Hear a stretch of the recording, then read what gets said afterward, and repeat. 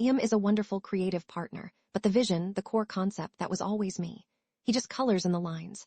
The words hung in the air of the crowded rooftop bar, sharp and glittering as the city lights below. He delivered the line with a practiced, pitying smile, the sound of his silver watch clinking softly against his whiskey glass. The investors he was charming, Peter and Samira, nodded with understanding. They saw a genius and his devoted, but limited, assistant. Kept my expression neutral, a perfect mask of calm. Is that what you've been telling them? We met at a tech incubator, a sterile, hopeful space full of whiteboards and bad coffee. I was the coder, the quiet one who could make an interface sing. Liam was the voice, the charismatic visionary who could sell a dream. Our project, Aura, was a productivity app with a beautiful, minimalist design. It was my architecture, my code, but his pitch. Our skills felt perfectly complementary. I remember one night, buried under pizza boxes and empty cans of Red Bull, when we finally cracked the persistent bug in the scheduling algorithm. It was 3 a.m. and we high-fived, exhausted and triumphant. In that moment, we were a team. The first red flag came a month later. He took a meeting with a potential client alone. When I asked how it went, he waved a dismissive hand. It was all high-level business strategy, he said. No need to bore you with the details. I felt a prickle of unease, but told myself he was just protecting my time. He was the business guy, after all. I was the creator. The first year was a blur of progress. We secured a small seed investment of $50,000, which felt like a fortune. We celebrated at Vero, a sleek Italian place downtown, and Liam raised a glass of ridiculously expensive wine. To us, Zara, he'd said, the future is ours. Our app, Aura, was featured on a major tech blog. It felt real. But the balance began to shift so slowly, I almost didn't notice. I was pulling all-nighters debugging a new feature while his expense reports were filled with lavish lunches at places like the Gilded Cage, all logged under investor relations. In emails to our small circle of advisors, he began using the word I instead of we. My project is on track. I've decided to pivot our marketing strategy. I rationalized it all. He was the face of the company. It made sense. The discovery was accidental, a moment of digital carelessness. I was organizing our shared Google Drive, clearing out old files when I clicked on the trash folder. He'd forgotten to empty it. Inside was a file named Ian Pitch Deck V4, PDF. I'd never heard of Ian. I opened it. My blood ran cold. It was our app Aura, but slicker, rebranded, and positioned for a massive Series A funding round. The deck listed Liam as the sole founder and chief technology officer. My name appeared once on the second-to-last slide, under a list of key consultants. He had even used a 3-year-old headshot. That was the first crack. For the next 6 weeks, I lived a double life. By day, I was his loyal partner, perfecting the code for Aura. By night, I became a forensic investigator. I used a file recovery tool on our shared drive and unearthed 3 earlier versions of the Ian deck. I logged into our joint business account and meticulously traced the money. For 8 months, he had siphoned $72,800 in small, untraceable increments to a shell corporation. He was building his own version of our dream with our money, planning to cut me out and launch it as his own singular creation. The betrayal wasn't just about credit, it was a systematic erasure. The breaking point came on a Tuesday night at the Gilded Cage, the same bar from his expense reports. I saw him holding court with Peter and Samira, the 2 angel investors we'd been courting for months. I walked over, ready to join the conversation, to be the other half of the partnership. Liam saw me approach and that practiced, pitying smile slid into place.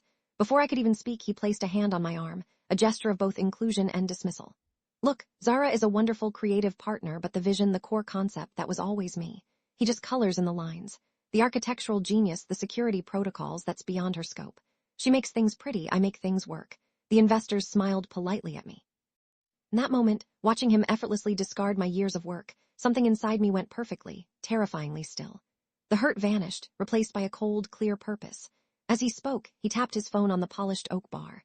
The screen lit up and I saw the lock screen background. It was the sleek minimalist logo for Ian. The next morning, I called Ms. Vance, an intellectual property attorney whose name I'd found in a tech forum. Her voice was calm and precise, her hourly rate a staggering figure that made me flinch. I paid her retainer from my personal savings, the money I'd been setting aside for a down payment on a condo. For 2 months, we worked in secret. Ms. Vance was my strategist, my confidant. One afternoon, Liam caught me on a long call in the conference room. Who was that? He asked, a flicker of suspicion in his eyes. Just a recruiter, I lied smoothly. They're always trying to poach me. It's annoying. Relaxed, his ego assuaged. That was the closest I came to being exposed. Our arsenal of evidence was irrefutable. We had the recovered Ian pitch decks with their evolving lies. We had the bank statements showing the transfer of $72,800, transaction by transaction. We had the complete git commit history for Aura, showing my username, ZDesigns, on 95% of the codebase, over 4,000 individual commits. We had emails he'd sent to third-party vendors referring to himself as the sole developer. And then came the ironic twist that sealed his fate. Tracked down a freelance coder Liam had hired to refactor my code for Ian. His name was Wyatt. I recognized him instantly. He had been my intern 3 years prior. When I reached out, he was horrified. He told me Liam had claimed the original code was written by a junior developer who'd quit, and it was a mess. Wyatt immediately recognized my coding style, my annotation, my very digital DNA. He provided a sworn affidavit confirming the two codebases were functionally identical. As Vance prepared the lawsuit, breach of contract, intellectual property theft, and wire fraud, we waited. The decoy, the perfect stage, presented itself a month later. Liam was named a finalist for the prestigious Innovator of the Year award at the Omni Design Conference. The grand prize was a $100,000 grant. He was walking right into the fire, convinced it was his coronation. The main auditorium of the Omni Conference was packed, the air electric with anticipation. Liam, beaming on stage, was announced the winner. He accepted the award, a heavy glass sculpture, and gave a magnanimous speech about vision and perseverance, thanking his team in the vaguest possible terms. Then the moderator opened the floor for questions. As planned, a friendly journalist was supposed to ask the first question, but I stood up instead. A spotlight swung over, catching me in its white glare. "Liam, I have a question about your development process for Ian." He squinted, his smile tightening. "Of course, Zara. Always happy to help you understand the big picture." The condescension was thick. I asked him to explain the core security protocol he had allegedly designed. He stammered, spouting a string of buzzwords that meant nothing. As he floundered, I nodded to Ms. Vance's paralegal in the tech booth. A slide appeared on the giant screen behind Liam's head. It was a side-by-side comparison of the Git commit histories for Aura and Ian. My username, ZDesigns, glowed in green next to thousands of lines of code. This was on a handful of minor text changes. A wave of murmuring swept through the auditorium. He turned, his face draining of color. And before he could recover, I said, "Let's talk about the financials." The slide changed. It was now a simple, brutal flowchart showing $72,800 moving from our company account to his shell corporation. Each transfer was dated and numbered. The conference organizers were on their feet. Investors, Peter and Samira, were staring, mouths agape. Liam just stood there, clutching his useless award, the silence of 1,000 people pressing down on him. The word you were looking for earlier, Liam, wasn't vision. It was fraud. The fallout was immediate and spectacular. Tech blogs lit up with headlines, "OMNI winner disqualified in live fraud revelation." My phone vibrated with an endless stream of calls and texts, but I turned it off. Ms. Vance's associate served Liam with the lawsuit backstage as security escorted him out a side door. The legal battle was short.